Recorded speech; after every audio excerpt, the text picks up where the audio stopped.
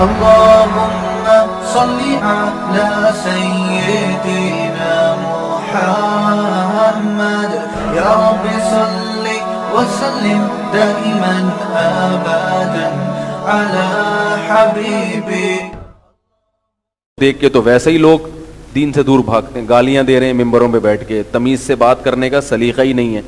تمیز سے جب بھی بات آتی ہے انجینئر میرے ذہن میں لازمی آتا ہے پتہ نہیں کیوں. جب بھی میں بولتا ہوں نا تمیز سے بات, تو وہ میں نے حضرت مولانا اشرف علی تھانوی رحمہ اللہ تعالیٰ کے بارے میں بیان کیا تھا کہ وہ گستاخ رسول نہیں ہے, بڑے دلائل سے بات کی تھی. پھر میں نے اس پہ لوگوں نے کہا کہ اس نے فلاں بزرگ پہ بھی الزام لگائے. میں نے کہا پہلے ایک کے الزام کا جواب ہو جائے پھر ہم دوسری طرف آئیں گے, کیونکہ ان کے پاس تو الزام لگانے کے لیے ٹائم بہت ہے, ہمیں تو اور بھی غم ہے زمانے میں محبت کے سوا. تو میں نے کہا ایک کا جواب دے دیا ہے, اگر اس میں صحیح ہو, ہدایت کے جذبہ ہوگا تو پہلے وہ اس کو تسلیم کرے, بھائی میں اس سے رجوع کرتا ہوں, اب میں دوسرے سوال کی طرف آتا ہوں. ایسا تو کچھ کیا نہیں ہے. تو کافی عرصے کے بعد کسی نے بتایا کہ اس نے آپ کے کلپ کا جواب دے دیا ہے. کل کی بات ہے, میں جامعہ جا رہا تھا پرسوں, تو گاڑی میں تھا تو فارغ تھا, تو میں نے دوست سے کہا یار وہ جواب ذرا مجھے سناؤ. اس نے میرے کان سے موبائل لگا دیا, وہ جواب میں نے سنا تو اس میں جواب تھا ہی نہیں. اس میں یہ تھا کہ مولانا اشرف تھانوی نے رجوع کیوں نہیں کیا, یہ کہ یہ فضول قسم کی باتیں ہیں. میں نے کہا اب اس کو کیا آدمی اس کا جواب دے, کوئی بات ہے, کوئی جواب دو تو آدمی جواب دے نا اس کا. میں کہ حیرانگی سوال کرنے والوں پر ہوتی ہے, کیوں نہ ایسا لگتا ہے نہ سوال کرنے والے نے میرا پورا بیان سنا ہے اور نہ جواب دینے والے نے, یا تو سنا ہی نہیں ہے یا گھننا بن کے ایسے ہو گئے جیسے ہمیں پتہ ہی نہیں کہ مفتی صاحب نے جواب کیا دیا ہے. الٹے الٹے اور الزامات لگا دیے کہ اب تو ساری دنیا کو پتہ چل گیا, انہوں نے اپنے نام کا کلمہ پڑھوایا, اب تو ساری دنیا کو. بھائی یہی تو الزام ہے, وہ رجوع کیوں کریں گے جب ان سے غلطی نہیں ہوئی, تو رجوع کیوں کریں گے وہ. تو مجھے اندازہ ہوا کہ یہ ٹائم ویسٹنگ والا حساب کتاب ہے. اسی طرح حضرت حسن کی شادیوں پر میں نے کچھ بات کی تھی, اس پہ بہت بدتمیزی والا لب و لہجہ اختیار کیا. تو حضرت حسن کی جو شادیوں کو میں نے تذکرہ کیا تھا نا, 120 تو ایک روایت ہے, صحیح کتنی ہیں شادیاں ان کا کوئی گن تھوڑی رہا تھا وہاں بیٹھ کے. بعض نے کہا 90 ہیں, بعض نے کہا 100 ہیں. اتنی بات مورخین ذکر کرتے ہیں کہ نکاح بہت کثرت سے کیے ہیں. تو اس پہ بھی الزام لگایا ہے کہ یہ اہل بیت کی شان میں کیا کی ہے, مفتی صاحب نے توہین کی ہے. الزام میں بس یہی لگایا ہے کہ یہ تاریخی روایتیں گھڑی گئی ہیں امام حسن کو بدنام کرنے کے لیے, دلیل اس کی بھی کوئی نہیں دی ہے, یہ گھڑی گئی ہیں. ہم جب یہ کہتے ہیں کہ حضرت معاویہ کو بدنام کرنے کے لیے تاریخی روایتیں گھڑی گئی ہیں, وہ روایتوں کی تو آپ مان لیتے ہیں, اس میں تو تاریخ پر اعتماد کرتے ہیں. اور حضرت حسن کی جو شادیاں ہیں, جس کو اہل سنت والجماعت کے علامہ ابن کثیر عالم اسلام کے مایہ ناز مفسر ہیں, انہوں نے ذکر کیا ہے, تو اس پہ آپ کیا الزام لگا رہے ہیں کہ یہ گھڑی گئی ہیں روایتیں. تو اصل جواب یہ ہونا چاہیے تھا کہ آپ ان روایتوں کو غلط قرار دے کے پھر صحیح روایتیں پیش کرتے کہ دیکھو حضرت حسن کی ٹوٹل اتنی شادیاں تھیں, صحیح مستند روایت سے ثابت ہے. یہ پھر جواب ہوتا. ایسی کوئی بات ہے ہی نہیں, تو پھر تو پھینکتے رہو بیٹھ کے. رہا یہ مسئلہ کہ حضرت حسن نے جو اتنی کثرت سے شادیاں کیں, تو بظاہر ایسا لگتا ہے کہ یہ عیب کا کام کیا انہوں نے, کیونکہ جب شادیاں زیادہ کی ہوں گی تو طلاقیں بھی دی ہوں گی نا, کیونکہ 4 سے زیادہ تو آپ رکھ نہیں سکتے. اچھا یہ بھی الزام لگایا ہے اس نے کہ حضرت حسن نے جب کی تو حضرت حسین نے کیوں نہیں کی. یہ ایسا ہی ہو گیا جیسے کوئی میرے بارے میں کہے مفتی صاحب نے 3 شادیاں کی, ان کے ماموں نے کیوں نہیں کی, ان کے بھائی نے کیوں نہیں کی. ابے بھائی, ہر آدمی ہر کام نہیں کرتا. حضرت حسن نے کر لی, حضرت حسین نے نہیں کی. اور ہمیں پتا ہے کہ حضرت حسین کو بھی لوگوں نے اپنی بیٹیاں پیش کی ہوں گی نکاح کے لیے, ان کا نظریہ نہیں تھا, جیسے حضرت علی نے نہیں کی اور جمہور صحابہ نے نہیں کی. وہ اتنی کثرت سے نکاح نہیں 4 سے زیادہ نہیں کرتے تھے اور بلا وجہ طلاق نہیں دیتے تھے. حضرت حسن نے کیوں کی, اس کی ریزن میں اس بیان میں بیان کر چکا ہوں. تو اصل جو بنیاد ہے وہ یہ ہے کہ ان کی اتنی کثرت سے نکاح کو اہل بیت کی گستاخی سمجھا گیا ہے. یہ بنا ہی غلط ہے. اصل میں ہم اپنے معاشرے کے لحاظ سے صحابہ کرام کو پرکھتے ہیں. عرب کے کلچر میں طلاق کو زیادہ معیوب, زیادہ کا لفظ بھی میں خود بڑھا رہا ہوں, عرب کے کلچر میں طلاق کو سرے سے معیوب سمجھا ہی نہیں جاتا تھا. کیونکہ اگر ہم صحابہ کی سیرت اور تاریخ اٹھا کے دیکھتے ہیں تو ان کے ہاں طلاق اتنی معیوب نہیں تھی جتنی ہمارے ہاں ہے. سوال پیدا ہوگا کہ رسول اللہ صلی اللہ علیہ وسلم نے تو ارشاد فرمایا حلال چیزوں میں سب سے زیادہ ناپسندیدہ کیا ہے؟ طلاق ہے. تو اسی حدیث میں آپ کی بات کا جواب موجود ہے. ناپسندیدہ ہونے کے باوجود ہے کیا؟ حلال ہے. ناپسندیدہ کیوں ہے؟ اس لیے کہ اس پہ جو نتائج مرتب ہوتے ہیں وہ نتائج برے مرتب ہوتے ہیں. اس سے خود پتا چل رہا ہے کہ اگر طلاق کا نتیجہ برا نہیں نکل رہا تو پھر طلاق معیوب نہیں ہے, اس لیے اللہ نے حلال رکھا ہے اس کو. کیونکہ ہم صحابہ کی تاریخ اٹھا, حضرت مغیرہ ابن شعبہ رضی اللہ تعالیٰ عنہ نے بہت کثرت سے نکاح کیے. وہ خود کہتے ہیں کہ میں نے 70 سے زیادہ شادیاں کی ہیں. حضرت مغیرہ ابن شعبہ رضی اللہ تعالیٰ عنہ کیونکہ بہت زیادہ مالدار تھے, نکاح کرتے تھے, طلاق دے کے ٹھیک ٹھاک پیسے دیتے تھے عورت کو, پھر دوسری شادی کرتے تھے. اب ہمارے معاشرے میں طلاق کو اس لیے معیوب سمجھا جاتا ہے کہ لڑکی کا بیڑا غرق ہو جاتا ہے. اسی وجہ سے ہم بھی لوگوں کو طلاق سے منع کرتے ہیں کہ بھائی نبی صلی اللہ علیہ وسلم نے فرمایا جو اپنے لیے پسند کرتے ہو وہی دوسرے کے لیے. جیسے آپ یہ چاہتے ہیں کہ آپ کی بہن بیٹی کو معمولی بات پہ طلاق نہ ہو تو کسی کی بہن بیٹی کو بھی معمولی بات پہ طلاق مت دو, کیونکہ عورت کا بیڑا غرق ہو رہا ہے ہمارے معاشرے میں. حضرت حسن نے جن عورتوں کو طلاق دی ان کا بیڑا غرق نہیں ہوا. عرب میں طلاق یافتہ عورت کے لیے طلاق کا دھبا کوئی دھبا نہیں سمجھا جاتا تھا. آپ سیرت اٹھا کے دیکھیں صحابہ کی, ایک عورت کو طلاق ہوئی فوراً 10 رشتے آ گئے اس کے لیے شادی کے لیے. عدت گزرنے سے پہلے رشتے آتے تھے. قرآن نے پابندی لگائی ہے صحابہ پر کہ کسی عورت کی عدت سے پہلے نکاح کا پیغام, بولو بھائی, مت بھیجا کرو. یہ پابندی قرآن کیوں لگا رہا ہے؟ اس لیے کہ یہ ہوتا تھا. پھر قرآن کہہ رہے علیم اللہ انکم ستذکرونہن, اللہ کو معلوم ہے کہ تم باز نہیں آؤ گے, یعنی تمہارے دل میں رغبت پیدا ہوگی کہ اس کو طلاق ہوئی ہے یا وہ بیوہ ہوئی ہے, میں جلد سے شادی کر لوں. تو اللہ نے پھر فرمایا کہ تمہیں اتنی چھوٹ دے رہے ہیں کہ لا جناح علیکم فیما عرضتم بہ من خطبۃ النکاح, عدت کے دوران گول مول طریقے سے نکاح کا پیغام بھیج سکتے ہو, یعنی اشارتاً کنایتاً بات کر سکتے ہو کہ میرا شادی کرنے کا موڈ ہے, کہیں اور ہاں کرنے سے پہلے مجھ سے ضرور ایک دفعہ پوچھ, گول مول طریقے سے بات کر سکتے ہو. یہ کیوں قرآن نے کہا؟ سورہ بقرہ کی آیتیں علیم اللہ انکم ستذکرونہن, اللہ کو پتا ہے کہ تم لازمی یاد کرو گے, تم سے صبر نہیں ہوگا. یہ طلاق یافتہ اور بیوہ عورت کے بارے میں قرآن کہہ رہا ہے. اس سے پتا چلا کہ اس زمانے میں عورت کے بیوہ ہونے کے بعد بھی گھر بسنے کے اتنے ہی چانسز ہوتے تھے جتنے کنواری کے ہوتے تھے, اور طلاق کے بعد بھی اتنے ہی چانسز ہوتے تھے جتنے کنواری کے ہوتے تھے. حضرت جعفر طیار رضی اللہ تعالیٰ عنہ جوان ہیں, شہید ہوئے, ان کی بیوی حضرت اسماء بیوہ ہوئی ہیں. حضرت ابو بکر نے بھی نکاح کا پیغام بھیجا, حضرت علی نے بھی, دونوں قریشی سردار ہیں, کتنے خاندانی رشتے آئے ان کے لیے. حضرت اسماء نے حضرت ابو بکر کے نکاح کو قبول کر لیا عمر کی وجہ سے, اور حضرت علی کے نکاح کو مسترد کر دیا کیونکہ ان کی عمر کم تھی. پھر حضرت ابو بکر کا انتقال ہوا, پھر حضرت علی نے نکاح کا پیغام بھیجا تو انہوں نے قبول کر لیا پیغام. 2 دفعہ بیوہ ہونے کے بعد بھی کس کا رشتہ مل رہا ہے؟ حضرت علی کا. نہیں آ رہی میرے خیال ہے بات سمجھ. تو اس معاشرے میں طلاق کو اتنا برا نہیں سمجھا جاتا تھا. تو حضرت حسن نے اگر کثرت سے نکاح کی اور کثرت سے طلاقیں دیں تو سوال یہ پیدا ہوتا ہے کہ وہ عورتیں نکاح کیوں کر رہی ہیں؟ ان کو پتا ہے کہ طلاق ہو جائے گی, پھر بھی نکاح کر رہی ہیں. اس لیے کہ وہ اپنا رشتہ کس سے جوڑنا چاہ رہی ہیں؟ نبی صلی اللہ علیہ وسلم سے. ہاں, ہم یہ کہتے ہیں کہ حضرت حسن نے عیش پرستی میں یہ کام نہیں کیا. یہ کام جب برا ہے جب عیاشی کی نیت سے ہو. کون نہیں چاہتا بھائی؟ بالکل وہی بات ہے. ایک خاتون تھی انگریز عورت, اس نے مجھ سے پوچھا کہ محمد صلی اللہ علیہ وسلم نے حضرت عائشہ سے اتنی کم عمر خاتون سے نکاح کر لیا ہے بھائی, اتنی کم عمری میں. میں نے کہا مجھے ایک بات آپ بتائیں کہ آج عیسیٰ ابن مریم زندہ ہوتے, وہ عیسائی عورت تھی, اور آپ کو یہ یقین بھی ہوتا کہ یہ عیسیٰ علیہ السلام ہے, اور آپ کی عمر 12-13 سال ہوتی, کیا آپ یہ نہیں چاہتی کہ ان کی بیوی بن جائیں؟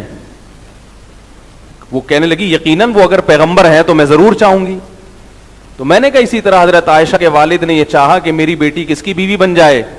سید الانبیاء کی, سید الانبیاء کی بیوی بن جائے, چاہے وہ ان کی عمر 50 سال ہی کیوں نہ ہو. تو نکاح میں ایک ہی چیز نہیں دیکھی جاتی کہ عمر ہے یا اخلاق ہیں, بہت سارے مفاد ہوتے ہیں نکاح سے وابستہ ہوتے ہیں. اب رہا یہ مسئلہ کہ حضرت علی نے کیوں نہیں کی, تو حضرت علی رضی اللہ تعالیٰ عنہ کا قول ہے الطلاق قبیح, میں طلاق کو کیا سمجھتا ہوں؟ برا. تو طلاق بری ہے, لیکن اگر کوئی مصلحت ہو تو بری نہیں ہے. تو اس میں اختلاف رائے ہو سکتا ہے, ذوق کا اختلاف ہو سکتا ہے کہ وہ کہہ رہے ہیں میں علی طلاق اس کو پسند نہیں کرتا, جبکہ حضرت حسن سمجھنے کہ نہیں یہ نیت ہو تو کر سکتے ہیں. اور یہ تواتر کے ساتھ اسلامی تاریخ میں کثرت نکاح, جن لوگوں کے پاس زیادہ مال ہے, عرب آج بھی کرتے ہیں, جن کے پاس دولت بہت ہے وہ عورت سے شادی کر کے پھر اس کو پیسے دے کے طلاق دیتے ہیں تاکہ اس کو نقصان نہ ہو, وہ عورت راضی ہوتی ہے. کسی عرب عالم نے آج تک اس عمل کے حرام ہونے کا فتویٰ نہیں دیا. حرام ہونا اس وقت جب عورت کو دھوکہ دیا جائے. بعض دفعہ یہ ہوتا ہے کہ عرب لوگ بیرون ملک جاتے ہیں, عورت سے نکاح کرتے ہیں, وہ سمجھتے ہیں کہ ہمیشہ کے لیے, اور پھر واپسی پہ اس کو طلاق دے کے بھاگ جاتے ہیں. وہ بیچاری حسرت سے دیکھ رہی ہوتی ہے. وہ برا عمل ہے, کیونکہ یہاں طلاق کا نتیجہ برا نکل رہا ہے, نتائج غلط نکل رہے ہیں. تو وہاں ہم یہ کہتے ہیں کہ بھائی اگر اس کو ایسے طلاق دینی ہے تو اتنا پیسہ دو کہ اس کے نقصان کی تلافی ہو جائے. یا اس کو صراحتاً تو نہیں کہہ سکتے کہ میں تم سے شادی کر رہا ہوں طلاق کی نیت سے, یہ تو متع جیسی صورت بن جائے گی. لیکن اس کو بتاؤ کہ میں امریکہ میں رہنا چاہتا ہوں, میں شادی تو کر رہا ہوں لیکن بھائی میرا کوئی بھروسہ نہیں ہے, میں واپس جاؤں گا تو میں نہیں رکھ سکوں گا تمہیں, میرے پاس وہاں سعودیہ لے جانے کے لیے پیسے نہیں ہیں. تو یوں تو نہ کہہ کہ میں طلاق دے دوں گا, لیکن اس کو دوسرا رخ بھی دکھا دے کہ بھائی واپسی پہ میرا کوئی بھروسہ نہیں ہے, لے جا بھی سکتا ہوں. ایسے گول مول بات کرے تاکہ بعد میں جب اس کو طلاق دے تو پھر اس کی تلافی بھی کرے اور اس کے ذہن میں تھوڑا سا تصور ہو. یہ زنا سے بچنے کے لیے جو فورن کنٹری میں لوگ جاتے ہیں, عرب لوگ خاص طور پہ یہ کام کرتے ہیں. تو اس میں کچھ ڈیٹیل ہے, آپ یہ نہ شروع کر دیں ایک دم, کیونکہ ابھی میں اس ٹاپک کو پہ مزید لے کے چلوں گا تو بات لمبی ہو جائے گی اور وہ اصل موضوع رہ جائے گا. تو یہ وہ لوگ جن کو زنا میں پڑنے کا بہت زیادہ خطرہ ہے, وہاں ان سے کہا جاتا ہے زنا سے بہتر ہے کسی خاتون سے نکاح کر لو, اور جاتے ہوئے اس کو پیسے ویسے دو, اس کو راضی کر کے طلاق دے دو تاکہ اس کو نقصان نہ ہو. اول تو یہ ہے کہ نہ دو طلاق, لے کے جاؤ اپنے ساتھ اس کو. لیکن اگر ممکن ہی نہیں ہے تو پھر اس میں یہ آپشن دیا جاتا ہے اس کو کہ بھائی اس کو جو ہے کیا نام ہے کچھ پیسے ویسے دے کے اس کے نقصان کی تلافی کر کے اس کو راضی کر لو اس بات پہ. تو میں یہ عرض کر رہا تھا کہ طلاق اسلام میں معیوب ہے ان نتائج کی وجہ سے, جو نتائج طلاق پہ نکلتے ہیں. اگر وہ نتائج نہ نکلیں تو پھر معیوب نہیں ہے. تو جو انجینئر صاحب ہیں نا, انہوں نے ہمارے کلچر کے لحاظ سے حضرت حسن کی شادیوں پہ اعتراض کیا ہے. اس بیچارے کو صحابہ کا اور اسلام کا کلچر معلوم نہیں ہے. عبداللہ بن عمر رضی اللہ تعالیٰ عنہ لیٹ ہو گئے تھے جمعے کی نماز میں. حضرت عمر نے ان کو حکم دیا اپنی بیوی کو طلاق دے دو, بیوی کی وجہ سے لیٹ ہوئے تھے. ہمارے معاشرے میں یہ ممکن ہے بھائی؟ ایک آدمی بیگم سے محبت کی وجہ سے لیٹ آیا, امام صاحب اسے کہہ سکتے ہیں یار اس بیوی کو چھوڑ دو؟ بول سکتے ہیں؟ نہیں بولیں گے, اور بولنا بھی نہیں چاہیے. بولیں گے بھائی میں نے بیوی سے عشق اور محبت میں لیٹ ہو گیا جمعے میں, اس بیچاری کا کیا قصور ہے؟ حضرت عمر نے یہ پہلو دیکھا کہ بھائی اس کی تو تلافی ہو جائے گی, چھوڑ دیں گے اس کو 10 رشتے مل جائیں گے. میرا جو بیٹا ہے یہ بیوی کی وجہ سے نماز میں کیا کر رہا ہے؟ تاخیر. آج ہم یقیناً مشورہ نہیں دیں گے چھوڑ دو, ہمیں پتہ ہے اس کو چھوڑ دیا تو بیچاری کہاں جائے گی. تو عرب میں بیوی کو چھوڑنے پر وہ نقصان نہیں ہوتا تھا جو آج ہمارے معاشرے میں ہو رہا ہے. تو انجینئر نے آج کے لحاظ سے وہ میرے بیان پہ اعتراض کر کے پورا کلپ بنا دیا, اور لب و لہجہ بھی وہی جو ان کو ورثے سے ملا ہے باپ دادا سے. تو نبی صلی اللہ علیہ وسلم کو دیکھیں, حضرت سودا کی جب عمر زیادہ ہوئی ہے, صحیح حدیث ہے, آپ صلی اللہ علیہ وسلم نے حضرت سودا کو ایک طلاق دے دی. کوئی وجہ نہیں تھی, ان میں کوئی عیب نہیں تھا, طلاق دے دی آپ نے. اب غیر مسلم اس پہ بہت اعتراض کرتے ہیں, یار ایک عورت بوڑھی ہو گئی طلاق دے دی. حضرت سودا نے کیا فرمایا, یا رسول اللہ آپ میری باری نہ دیں مجھے, واللہ ما بی امیر فی الرجال من حاجہ کما قالت, کہ مجھے مردوں میں کوئی حاجت نہیں ہے, میں بوڑھی ہو گئی ہوں, مجھے طلاق نہ دیں, میں اپنی باری معاف کر دیتی ہوں, مجھے اپنے نکاح میں باقی رکھیں, چونکہ میں چاہتی ہوں کہ قیامت کے دن آپ کے بیوی بن کے ہی میرا حشر ہو. آپ صلی اللہ علیہ وسلم نے رجوع کر لیا. اب اگر ہمارے کلچر کے لحاظ سے آپ دیکھیں گے اس کو تو یار یہ کیا بات ہوئی, بیوی بوڑھی ہو گئی تو طلاق دے دو. اور آج ہم یقیناً منع کریں گے کہ بیوی بوڑھی ہو جائے آپ اسے طلاق نہ دیں, لیکن عرب میں یہ معیوب نہیں تھا, کیونکہ اس پہ جو نتائج نکل رہے تھے وہ برے نتائج نہیں تھے. حضرت سودا کو نقصان نہیں تھا اس میں, کیونکہ بوڑھی عورتوں کو اس کی طلب نہیں ہوتی کہ شوہر میرے ساتھ سوئے, طلب ہوتی نہیں ہے کہ شوہر میرے ساتھ رات گزارے. آپ نے گھر میں دیکھا ہوگا نا, دادا دادی نانا نانی کو, نانی ادھر سو رہی ہے اور دادا نانا دوسرے کمرے میں سو رہے ہیں. بڑھاپے میں یہ چیزیں کیا ہو جاتی ہیں, ختم, رغبت ہی نہیں رہتی. تو اب بھائی تم نے ادھر ویسے ہی سونا ہے, ٹھیک ہے نا, تم نے ادھر سونا ہے, میں نے ادھر سونا ہے, تو کیا کرنا ہے. اور پردہ بھی, پردے کے حکام بھی ختم ہو جاتے ہیں. وہ ایک صاحب نے ابھی کچھ دن پہلے کیس آیا میرے پاس, وہ 75 سال کے تھے, انہوں نے طلاق دے دی ان کو 65 سال یا 70 سال کی خاتون کو. اب وہ خاتون پریشان ہے, طلاق ہوئی کہ نہیں ہوئی, بار بار پوچھ رہی, اس طریقے سے دی ہے, کہیں فتویٰ مل رہا ہے کہ ہو گئی, کہیں سے فتویٰ مل رہا ہے نہیں. میرا بھی خون پیا ہوا, انہوں نے بار بار مفتی صاحب بتایا. میں نے کہا بھائی طلاق مجھے نہیں یاد کہ ہو گئی تھی کہ نہیں ہوئی تھی, جو بھی میں نے جواب دیا کہ نہیں مجھے اللہ کا ڈر ہے. میں نے کہا محترمہ اگر ہو گئی تو بھی کرنا کیا ہے, نہیں ہوئی تو بھی کرنا کیا ہے. 70 سال کی آپ ہو گئی, 80 سال کا آپ کا میاں, گھر میں رہتے رہو, ہو گئی نہیں ہوئی تو بھی گھر میں ہی رہو, ٹھیک ہے نا. 80 فقہاء نے لکھا ہے میاں بیوی بڈھے ہو جائیں نا, طلاق ہو بھی جائے تو بھی ایک گھر میں, کیونکہ طلاق نہیں بھی ہوتی تو بھی اس نے ادھر ہی کمرے میں سونا ہے, آپ نے ادھر سونا ہے. اس بڑھاپے میں تو اکٹھے سوتے ہوئے اچھے بھی نہیں لگتے, لوگ مذاق اڑائیں گے, بچے مذاق اڑائیں گے, کیا ہو گیا ہمارے نانا کو. تو میں نے کہا آپ نے ادھر سونا ہے, اس نے ادھر سونا ہے, ہو بھی گئی تو بھی اسی طرح رہنا ہے, نہیں ہوئی تو بھی اسی طرح رہنا ہے. کہہ رہی وہ نان نفقے کے مسائل. میں نے کہا وہ اس بابا کو مجھے فون ملا ہے, میں اس کو کہتا ہوں یار خرچہ پانی دے دیا کرو یار, ساری زندگی تمہاری بیوی بن کے رہی ہے, طلاق دے بھی تھی تو خرچہ دیتے رہو بچوں کی خاطر. میں نے کہا زیادہ سے زیادہ آپ نے کیا کرنا ہے کہ بھائی اسکارف لے لینا ہے, تاکہ بالوں کا پردہ ہے عورت کا, شوہر کے سامنے بیٹھ بھی سکتی ہیں, چہرے کا ایسے موقع پہ پردہ, بوڑھی عورت پہ ویسے ہی چہرے کا پردہ نہیں ہے. میں نے کہا اب کیوں اتنی فکر کر رہی ہیں. تو حضرت سودا رضی اللہ تعالیٰ عنہ بوڑھی ہو گئی, نبی صلی اللہ علیہ وسلم جوان تھے, تو آپ صلی اللہ علیہ وسلم نے ارادہ کیا کہ بھائی اپنی باری معاف کر دو. تو حضرت سودا نے کیا فرمایا کہ یا رسول اللہ طلاق نہ دیں, میں ویسی باری دے دیتی ہوں, مجھے مردوں میں حاجت نہیں ہے, بس میں چاہتی ہوں ایک رشتہ قائم ہو اور رہے. تو آپ صلی اللہ علیہ وسلم کا ظرف تھا, آپ نے فرمایا ٹھیک ہے.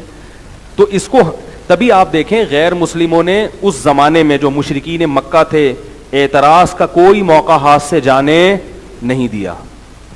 نبی کو مجنون بھی کہا, دیوانہ بھی کہا. حضرت زینب کی طلاق, حضرت زینب سے آپ نے نکاح کیا, اس پہ اعتراضات کیے کہ منہ بولے بیٹے کی بیوی سے نکاح کیا, مگر اس موقع پر کسی عرب نے بھی آپ صلی اللہ علیہ وسلم پر اعتراض نہیں کیا. نہ حضرت عائشہ سے نکاح پر اعتراض کیا, اتنی کم عمری میں شادی کیوں کی, نہ اس پر اعتراض کیا کہ اتنی شادیاں کیوں کی ہیں, نہ اس پر اعتراض کیا کہ حضرت سودا کو طلاق کیوں دی اور پھر رجوع کیوں کیا. کسی چیز پہ اعتراض نہیں, کیونکہ وہ ہمارا کلچر الگ ہے, ان کا کلچر الگ تھا.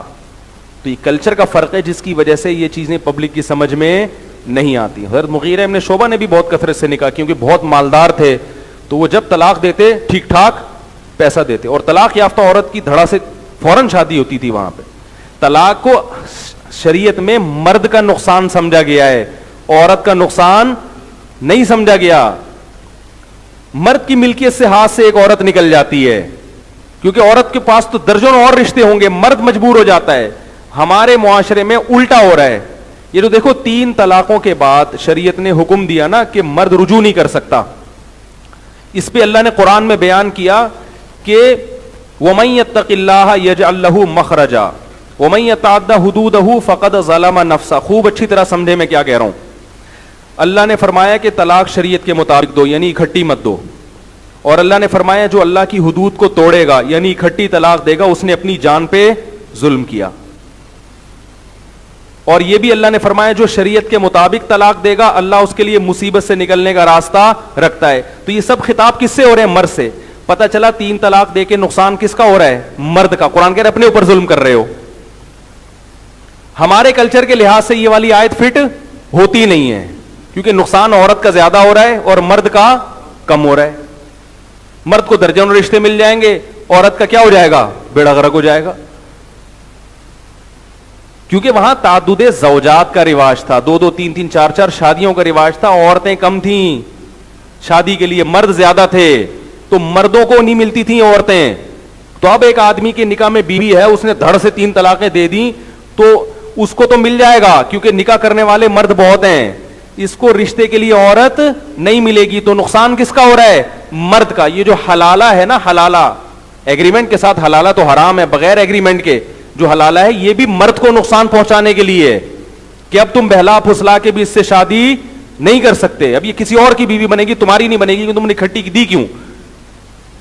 تو خلاف شرع طریقے سے طلاق دینا تو بہت بڑا جرم ہے, لیکن شریعت کے مطابق طلاق دینا, اگر نتائج برے نکل رہے ہیں تو برا ہے, نتائج برے نہیں نکل رہے تو پھر برا نہیں ہے. سمجھ میں آ رہی ہے بات؟ اور ہمارے معاشرے میں چونکہ نتائج برے ہی نکلتے ہیں 99%, اس لیے ہم بہرحال منع کرتے ہیں کہ حتی الامکان اس عمل سے بچا جائے. عورت کا بیڑا غرق ہو جاتا ہے, اور مرد کا بھی ہوتا ہے, کیونکہ طلاق اتنا بڑا دھبا سمجھا گیا ہے, اس مرد کو کوئی دوبارہ رشتہ نہیں دیتا. مفتی طارق مسعود صاحب کے بیانات سننے کے لیے youtube.com/مفتی طارق مسعود کو سبسکرائب کریں, اور اگر آپ لائیو ویڈیو کو کبھی بھی مس نہیں کرنا چاہتے ہیں تو سبسکرائب کرنے کے بعد بیل آئیکن پہ کلک کرنا مت بھولیں. جزاک اللہ.